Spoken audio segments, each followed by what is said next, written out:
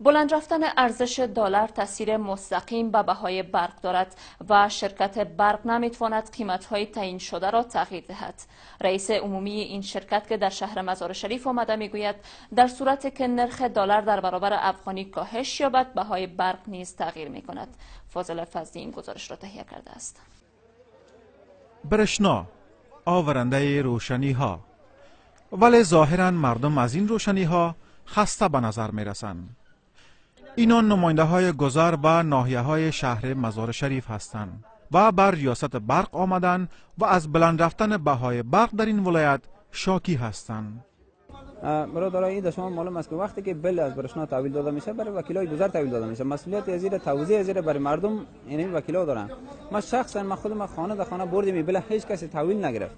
چرا؟ به خاطر از اینکه از قیمت از این خبر بودن مردم. از 5 افغانی الی 6.5 افغانی بل رسیدم. ما غریب مردم هستیم، توان قدرتش نداریم. کل ما تمام چیز تجهیزات برق از ما مردم است از پیسه خود تایید کردیم. ما آمده کردیم.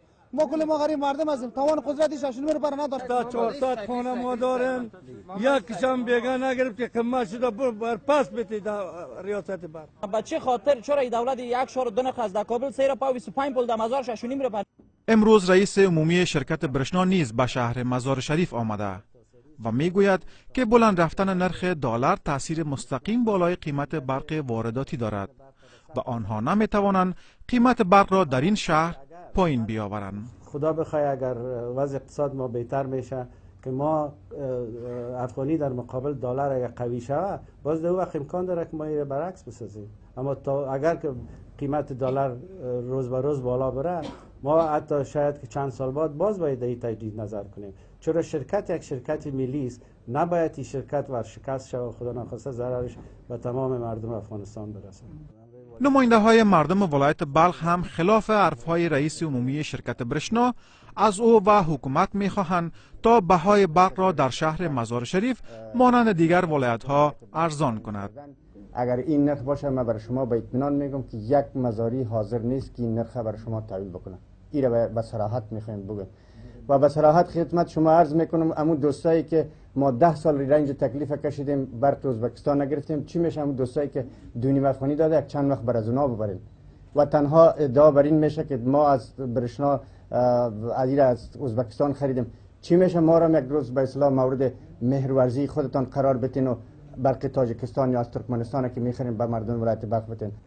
تقاضای ما اینا هستند که ما جناب رئیس عمومی برشنا اینا یک پروژه هایی که ما بریم به طرف خودکفایی که دست ما از پشت کشورهای همسایه که برق ما با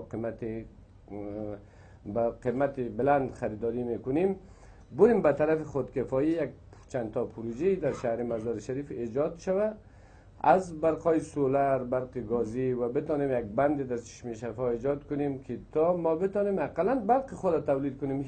از شروع سال 1395 قیمت 1 کیلووات برق در ولایت بلخ به 6.25 افغانی بلند رفته، در حالی که همین برقی که از طریق این ولایت به کابل و دیگر ولایت ها انتقال یافته است به قیمت 2.5 افغانی است.